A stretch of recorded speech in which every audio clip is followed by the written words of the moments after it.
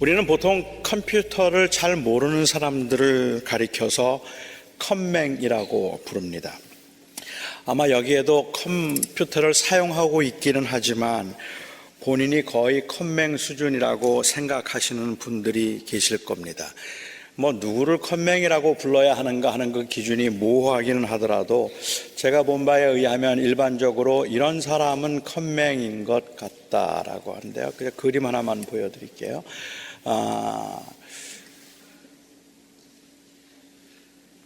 컴퓨터를 하면서 메일이 왔다는 메시지를 받고 우편함을 자꾸 들여다보면 보는 사람, 그림 또 하나 볼게요.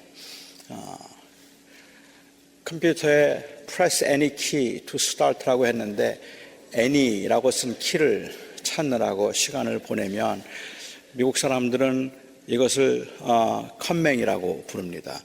그런데 저는 수준을 조금 더 낮춰서 지금 제가 드린 이 말씀이 무슨 말인지 못 알아듣는 분들, 그리고 제가 드리는 이런 말씀 듣는데도 웃지 않으신 분들은 컴맹입니다. 컴맹이라고 생각해요. 컴맹의 특징이 있다면 겉으로는 표시가 나지 않는다는 것이고요. 컴퓨터를 사용하는데 문제가 발생하기 전까지는 본인이 컴맹이라는 사실을 실감하지 못하고 있다는 것이 특징이고, 컴퓨터를 몰라서 언제나 불편함을 느끼는 것이 아니라서 내가 컴퓨터를 잘 모른다는 것을 그리 심각하게 생각하지 않는다는 게 특징입니다. 컴퓨터로 드라마를 본다든지 음악을 듣는다든지 아니면 메일을 확인한다든지 하는 늘 같은 것만 반복해서 사용하는 경우처럼 원리를 아는 게 아니라 그냥 기계적으로 요구된 키를 누르는 것임에도 그런데 제대로 작동이 안 될 때, 그때는 본인이 제대로 작동이 되고 있을 때는 본인이 컴맹이라는 그러한 의식을 잘 못한다는 거죠. 저희 어머님은 컴퓨터에 대해서 전혀 모르십니다. 그냥 거기에 드라마를 켜려면 어디를 누르시고, 그 다음에 드라마를 끄려면 어디를 누르시고, 또 소리가 안 들리면 어디를 누르시고 하는 것을 적어 놓은 것만 씁니다. 제 아내하고 저희 어머니의 차이는 저희 어머님은 그것을 적어 놓은 메모지가 있는 것이고 제 아내는 메모지가 없다는 것의 차이지도 모르겠다고 생각하는데, 그런데 사실은 그런 경우에 다 제대로 작동이 되니까 이상하게 똑같은 걸 눌렀는데도 안 되기 시작하면 그 다음에 우리가 컴맹인 것을 경험하게 되죠. 컴맹이란 문맹이라는 단어에서부터 파생된 신조어입니다. 문맹이라는 것은 글을 읽을 줄 모르는 사람을 가리켜서 문맹이라고 부릅니다. 글자를 모른다고 해서 인생을 잘 못 사는 것은 아니지만 인간에게 주어진 혜택을 마음껏 누리며 살도록 하는데 최소한의 필요가 글을 읽을 수 있는 것이라고 생각하기 때문에 문명화되어 가면서 사람들은 이 문맹 퇴치를 최우선적인 슬로건으로 내세웠습니다. 글자를 읽지 못하면 정말로 불편합니다. 그래서 온 국민들이 글자를 읽을 수 있도록 가르쳐 주는 것이 국가가 해야 되는 중요한 일 중에 하나이기도 합니다. 하지만 엄밀히 문맹이란 단순히 글자를 읽지 못하는 것이라고 볼 수는 없을 것 같아요. 언어를 알고 글자를 읽을 수 있다면 그렇다면 그거는 굉장한 혜택이지만 그 언어를 자세히 알지 못하면서 글자만 읽을 수 있다고 해서 문맹이 아니라고 말할 수 없다는 말입니다.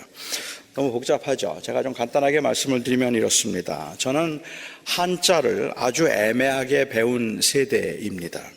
한국의 교육 정책이 왔다 갔다 하는 바람에 저는 초등학생 때부터 한자를 배우다 말다 했습니다. 초등학교 5학년 때는 한자를 배웠고 6학년 때는 한자를 배우지 않았고 중학교 1학년 때는 한자를 배웠고 2학년 때는 한자를 배우지 않았습니다.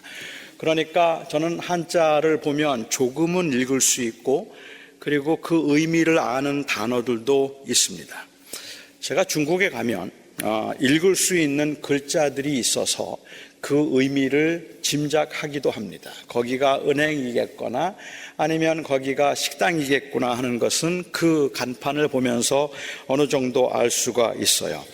하지만 중국어에 대해서는 제가 문맹이라고 봐야 할 겁니다. 제가 비록 조금 읽을 수 있고 그 의미를 아는 단어들이 있다고 하더라도 중국어를 할 줄 아느냐든지 아니면 중국어를 읽을 수 있느냐고 물으면 저는 당연히 모른다고 말합니다.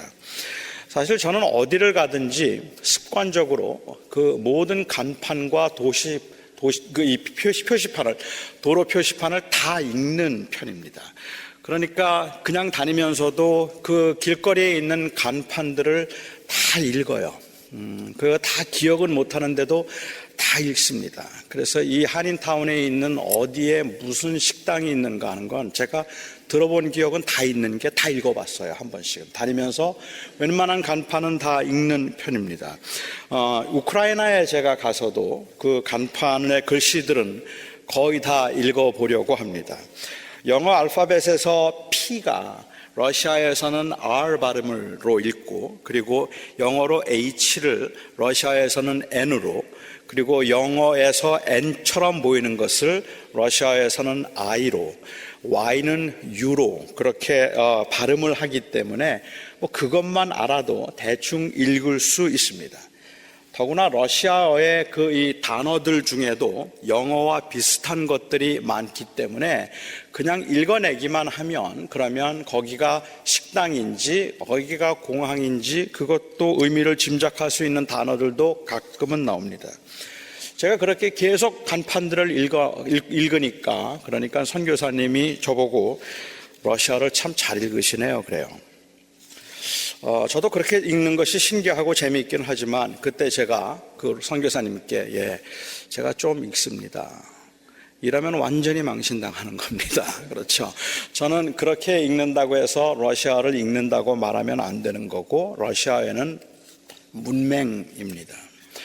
여러분은 혹시 크리스천이즈라는 말을 들어보신 적이 있습니까? 교회어 혹은 기독교어라고 번역을 해도 좋을 것 같아요.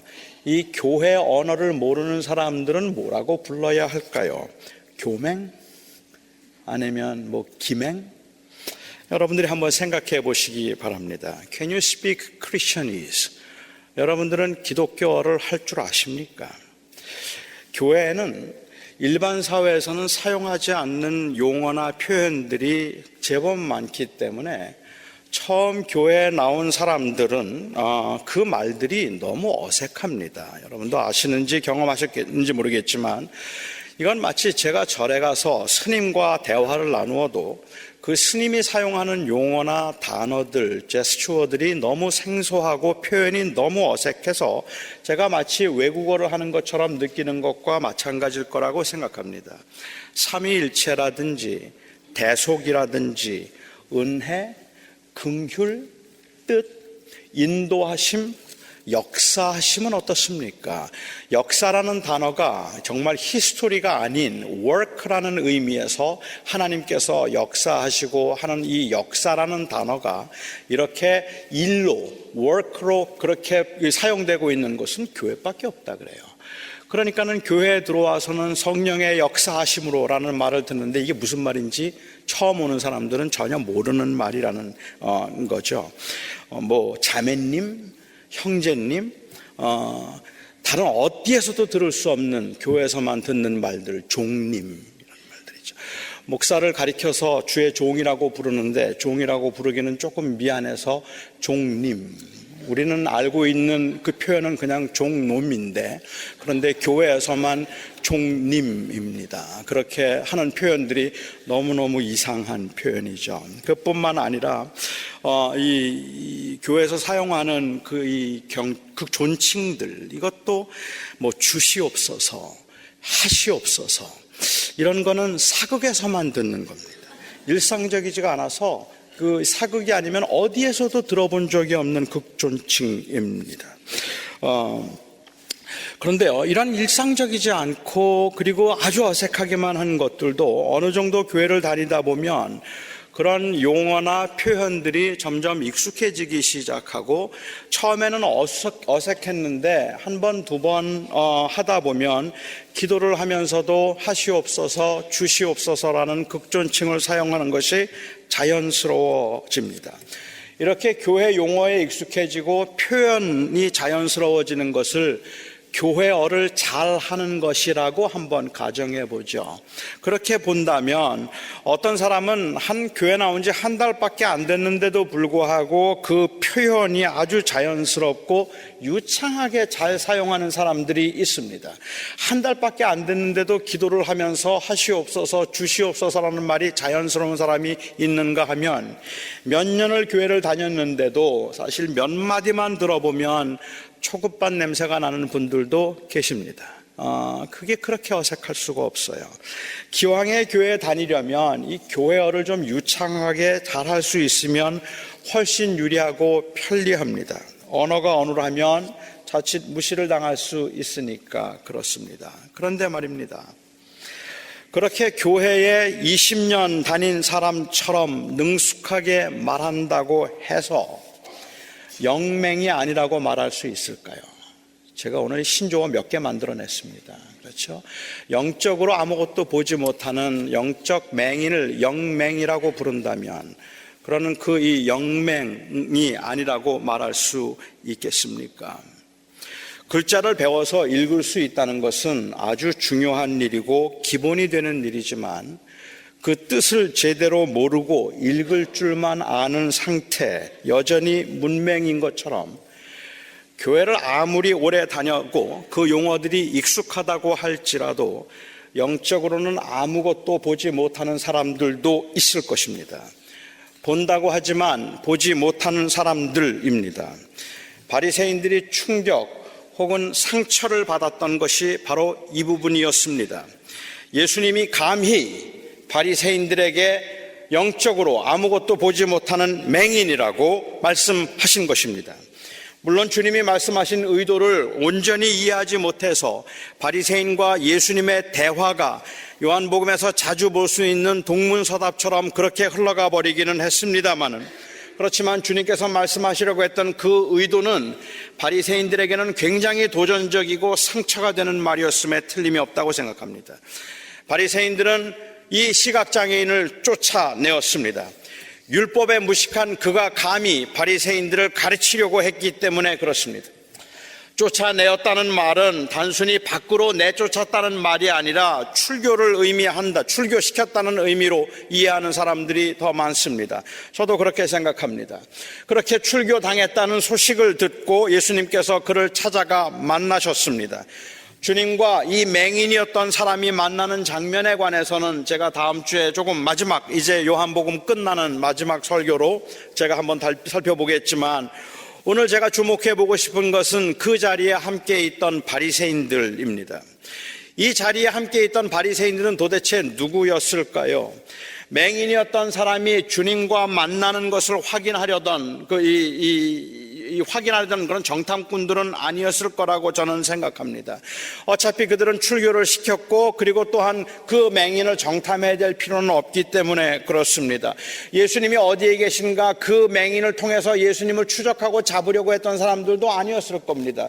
예수님은 모든 사람들이 다 볼 수 있도록 그렇게 사역을 하셨고 숨어서 사역하신 분이 아니기 때문에 그렇습니다. 어떤 사람들이 생각하는 것처럼 예수님의 말씀에 호기심을 가지고 예수님을 따라다니던 사람들이었다고 보기도 어려울 것 같아요.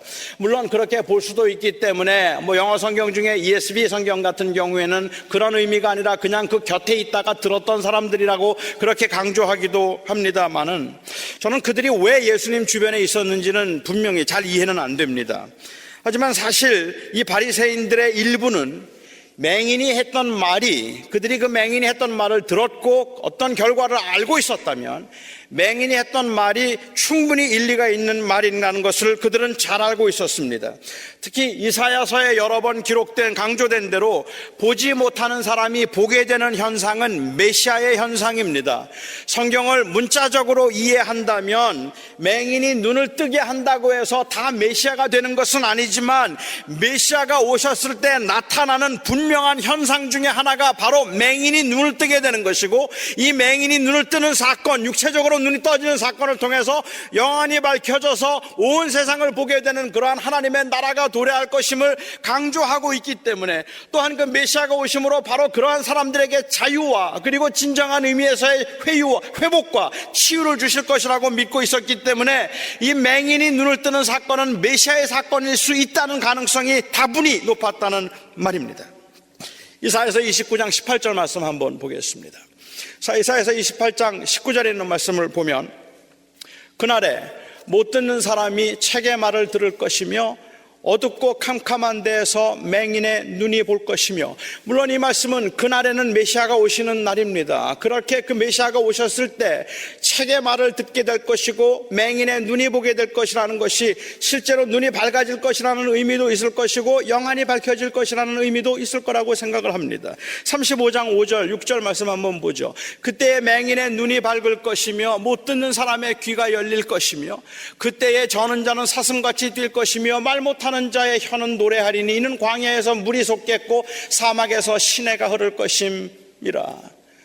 한 말씀 더 보도록 하죠. 42장 말씀입니다. 6절 7절 말씀 보면, 나 여호와가 의로 너를 불렀은즉 내가 네 손을 잡아 너를 보호하며 너를 세워 백성의 언약과 이방의 빛이 되게 하리니, 내가 눈먼 자들의 눈을 밝히며 갇힌 자를 감옥에서 이끌어내며 흑암에 앉은 자를 감방에서 나오게 하리라. 그러니까는 메시아, 모든 눈을 뜨게 하는 사람들은 메시아가 아니지만 메시아가 오면 메시아의 현상 중에 하나가 바로 이 맹인이 눈을 뜨게 될 것이라는 것은 구약의 누누이 강조하고 있기 때문에, 그 맹인의 눈을 뜨게 했다는 사건을 보면서 혹시 이가 메시아가 아닐까 하는 그러한 가능성은 열려 있어야 된다는 말입니다. 특별히 평생 동안을 맹인으로 살았던 사람의 입장에서는 다른 말씀은 몰라도 이 말씀은 기억했을 것입니다. 성경을 조금이라도 아는 사람이라면 메시아가 왔을 때 나타나는 현상 중에 하나가 맹인이 보게 될 것임을 알고 있었을 겁니다. 이 말씀이 육체적으로 눈이 떠져서 맹인이 보게 된다는 그러한 의미가 있을 뿐만 아니라 영적으로도 눈이 떠져서 새로운 세계를 보게 될 것이라는 의미가 있음도 어렵지 않게 추론할 수 있습니다. 그런데 그 구약에 있는 말씀대로라면 내 눈을 뜨게 해주신 분이 메시아일 수도 있지 않겠습니까? 라고 말했던 그 시각장애인을 건방지다고 바리새인들이 출교시켜버렸습니다. 그렇게 한 것이 마음에 걸렸겠죠. 그 결정이 옳았다는 확신을 한번 어디서든지 확인하고 싶었겠죠. 조금이라도 양심이 있는 사람이라면 그랬을 거라는 말입니다. 그래서 맹인의 주변에서 지켜보았습니다. 그리고 맹인이 예수님을 만나는 장면을 목격했습니다. 거기서 예수님께서 하신 말씀을 들었습니다. 내가 심판하러 세상에 왔으니 보지 못하는 자들은 보게 하고 보는 자들은 맹인이 되게 하려 하는 것이라. 그곳에 있던 바리새인들, 날마다 율법을 묵상하고 율법에 박식하기로 소문이 난 사람들입니다. 그러면 이 말씀이 메시아적 선언이라는 것쯤은 알아야 하지 않습니까? 맹인이 되게 함이라는 말이 진짜로 앞을 못 보게 하게 만들겠다는 그러한 말씀이 아니라, 예수님이 메시아로 왔으니 그를 믿는 자들은 영적으로 보게 될 것이고 그를 믿지 않는 자들은 영적으로 눈이 어두워질 것이라고 하는 말씀이라고 이해했어야 하지 않습니까? 그를 믿는 자들에게는 영원한 생명을 주고 그를 믿지 않는 자들은 믿지 않음으로 심판을 받게 될 것이라는 의미로 당연히 이해했어야 되지 않습니까? 아니, 그런 의미가 포함되어 있겠다 생각할 수도 있지 않겠습니까? 적어도 율법을 공부하면서 메시아를 기다렸다는 사람들이라면 말입니다. 그런데 그들의 반응이 정말 뜻밖입니다. 우리도 맹인인가? 자기들은 맹인이 아니라는 의미입니다. 자기들은 보고 있기 때문에 우리는 맹인이 아니라고 말합니다. 한편으로는 동문서답이고 한편으로는 엄청난 논리적 궤변입니다. 저는 그들이 무슨 의미에서 자기들은 볼 수 있으니까 맹인이 아니라고 말하는 것일까 하는 것이 궁금했습니다. 도대체 왜 자기들은 맹인이 아니라는 생각을 했을까? 적어도 신학을 공부하고 율법을 공부한 사람이라면 예수님께서 말씀하시는 메시아가 오셨을 때 임하는 하나님의 나라는 모든 장애인들을 회복시켜 줄 것이라고 하는 것과, 그리고 또한 그들에게 진정한 자유와 구원을 줄 것이라는 것을 다 알았을 텐데, 예수님이 말씀하시는 이 메시아적 선언 앞에서 왜 우리는 본다는 것을 강조했을까? 저는 그게 궁금했습니다. 우선은 아주 너무 원초적이기는 하지만 그들은 육체적으로 맹인이 아니었다는 의미일 겁니다. 그를 믿지 않는 자들은 맹인이 되도록 한다고 주님이 말씀하셨는데, 그들은 예수를 믿지 않지만 맹인은 아니니까 예수의 말이 틀린 겁니다. 보지 못하는 맹인이 저주를 받은 것인데 자기들은 지금 보고 있으니까 저주를 받은 것이 아니고 그리고 심판을 받지 않은 것이 틀림없다는 말을 하고 있는 겁니다. 이건 명백한 동문서답입니다. 이건 자신들은 육체적으로 맹인이 아니기 때문에 저주받은 사람이 아니고 하나님의 복을 받은 사람이라는 그 자부심이 있을 때 가능한 대답입니다. 이 대답은 재산이 많고 사업이 번창하고 자녀들이 잘 되면 틀림없이 하나님의 사랑을 입은 것이라고 생각하는 번역신학적 입장과 기복신학적 입장에서 할 수 있는 이야기라고 저는 생각합니다. 아마도 그렇게 말하고 싶겠죠. 아무튼 세상에서 형통하니까 근심할 것도 부족한 것도 없어서 하나님의 심판을 받고 있는 것이 아니라고 생각하겠죠. 우리는 보고 있는데 무슨 맹인이냐는 말입니다. 나는 지금 잘 보고 있는데 무슨 맹인이냐는 말입니다. 나 지금 잘 살고 있는데 걱정 없는데 두려움 없이 힘든 것 없이 모든 게 다 형통하고 웬만큼 살고 있는데 내가 무슨 맹인이냐는 말입니다. 하나님의 심판을 받고 앞을 보지 못하는 자들은 가난한 자들이죠. 병든 자들이죠. 구제가 필요한 자들이죠. 지금도 고난 가운데서 고생하고 있는 자들이고 병에 걸려 있는 사람들 아니겠습니까? 그들이 맹인인 것입니다. 우리는 맹인이 아니라고 생각을 했던 것 같아요. 별로 부족함 없이 세상을 살아가는 사람들에게는 영적인 맹인이라는 말조차도 그렇게 실감이 나는 말은 아닐 겁니다. 주님은 너희가 맹인이 되었더라면 죄가 없으려니와 본다고 하니 죄가 그대로 있다 말씀하셨습니다. 재산, 건강, 형통, 개인의 능력이 보아야 할 것을 보지 못하게 만들 수 있습니다. 두 번째로는 자신들이 예수가 메시아가 아니라는 확신이 있다는 의미로 볼 수 있습니다. 다시 말하면 종교적인 자부심입니다. 우리가 맹인이 아니라 너희가 맹인이다 라고 말하는 거죠. 예수가 메시아가 아니기 때문에 본다고 말하지만 실제로 보지 못하는 자고 예수는 메시아가 아니기 때문에 우리는 보고 있는 것이다 라는 그러한 의미라고 보는 겁니다. 만일 그들이 예수님이 메시아가 아니라는 확신이 있어서 그렇게 말한 것이라면 저는 존중해 주고 싶습니다. 비록 요한을 비롯한 제자들이 보기에는 그들이 잘못 알고 있기는 했지만 저는 바울처럼 그만큼 메시아에 대한 열정과 하나님의 율법에 대한 순수한 열정이 있었다면 그 열정과 순수함 위험하기는 하지만 그 자체로 충분히 가치 있다 생각합니다. 하지만 단순한 종교적 우월감이나 아니면 편안함으로 그렇게 말한 것이라면 그거는 문제가 심각합니다. 그들이 취한 행동으로 볼 때 그들은 예수가 메시아가 아니라는 분명한 확신이 없었습니다. 아니, 처음부터 그들에게는 관심이 없었습니다. 그렇다면 그들은 율법의 언어만 알고 있었을 뿐 율법은 몰랐던 것입니다. 예수님은 그것을 지적하고 싶었습니다. 그들은 자기들이 본다고 생각했습니다. 아니, 남들보다 더 잘 본다는 자부심이 있었습니다. 왜요? 율법을 매일 읽었기 때문입니다. 율법을 열심히 공부했기 때문이고 늘 율법을 지니고 다녔기 때문에 그렇습니다. 그들은 율법에 있는 내용들을 가지고 토론하는 데 익숙했고 율법이 편했습니다. 이건 마치 25년 동안 제가 목회를 한 제가 성경이나 이 교회에 관한 이야기를 할 때 제일 편한 것과 마찬가지입니다. 40년 이상 교회 생활을 하고 25년 동안 목사로서 목회를 하면서 제가 그 교회에서 사용하는 용어들에 관해서 그리고 또한 그 교회에 관한 이야기들, 교회의 정치와 교회의 법에 관해서 아마도 저는 많은 걸 알고 있다고 감히 말할 수 있을 것 같고 그런 의미에서 저는 크리스천이즈에 능통하다고 말할 수 있을 것 같습니다. 30년, 40년, 50년을 목회해서 크리스천이즈에 아주 능통해서 유창하기가 이를 데 없고 그냥 말만 내뱉어도 아니 호흡 소리만 들어도 저 사람이 예수 믿는 사람이구나 하는 것을 알 만큼 그렇게 모든 게 몸에 배어 있는 사람이라 할지라도 보지 못한다는 것을, 볼 수 없다는 것을 인정하지 못했다는 거예요. 제가 그렇게 크리스천이즈에 능통합니다. 저는 제가 정말 능통하다고 감히 말할 수도 있을 것 같아요.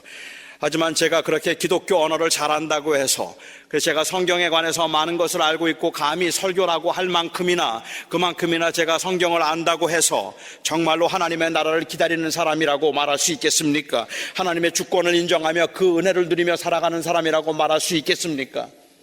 제가 여러분들에게 드리고 싶은 말씀은 아닐 수 있는 가능성이 있다는 사실, 그것이 두렵게 만든단 말입니다.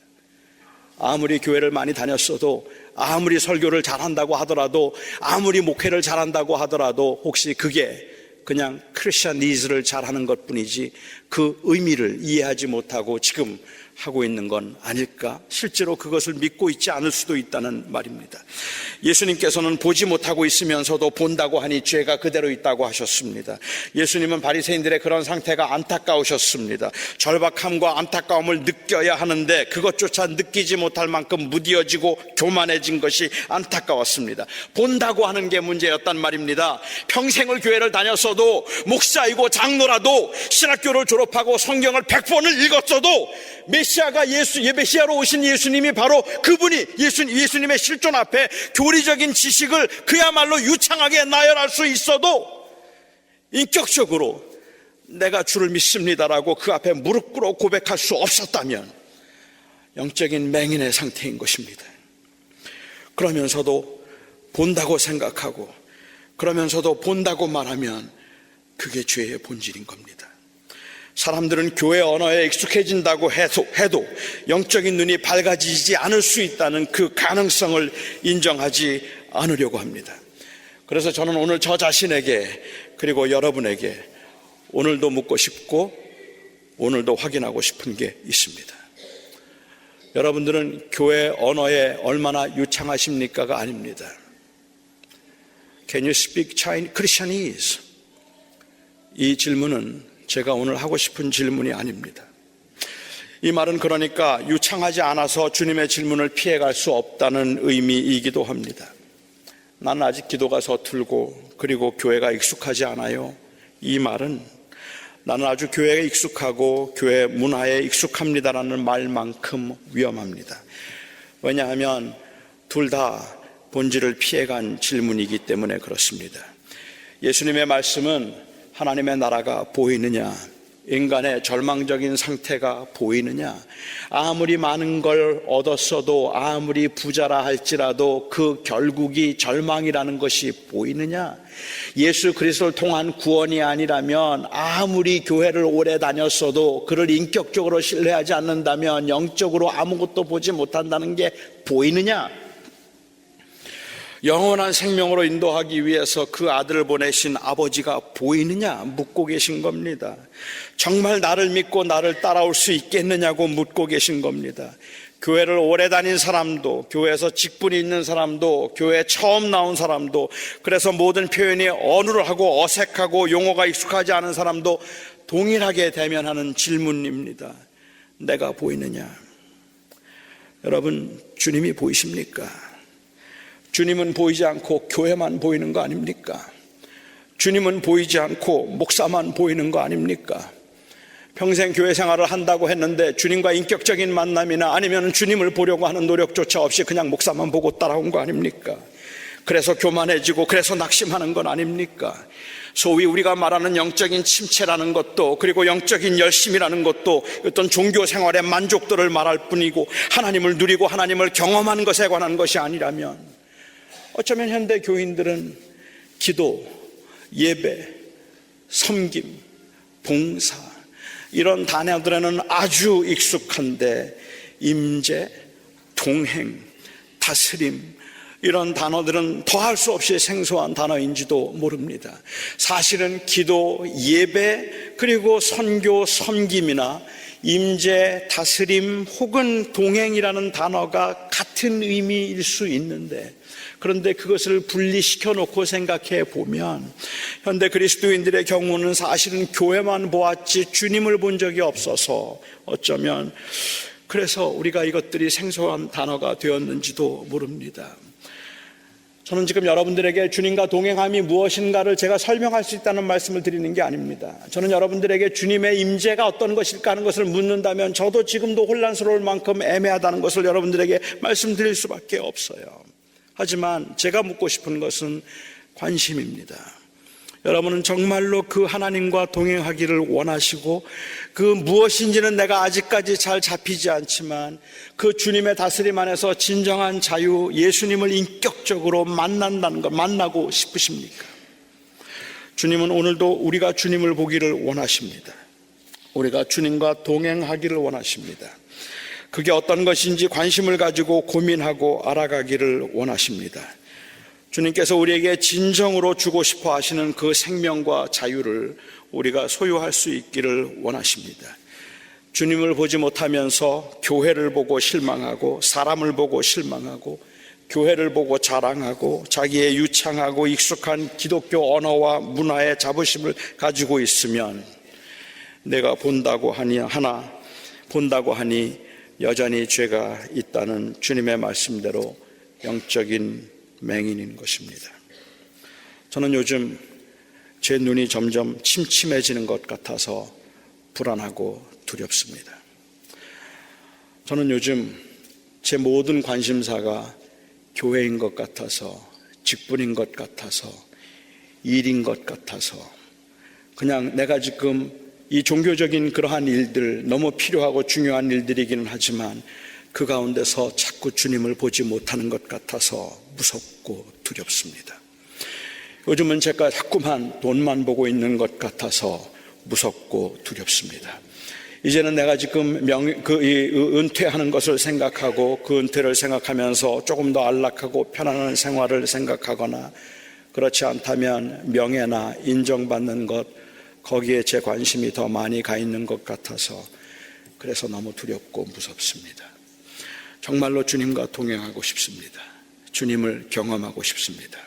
제가 그냥 단순히 설교를 할 수 있기 때문에 성경에 있는 내용들을 알고 있기 때문에 그래서 기독교 언어에 유창하기 때문에 내가 본다고 말하는 것이 아니라 정말로 그리스도께서 나를 다스리시고 그 앞에서 진정으로 그분이 나의 하나님 되심을 인정하며 그분과 동행하며 사는 그러한 삶을 살고 싶기 때문에 지금은 그렇게 살지 못하는 것 같아서, 아니 그렇게 사는 삶이 자꾸만 침침해지고 쇠약해지는 것 같아서 무섭습니다.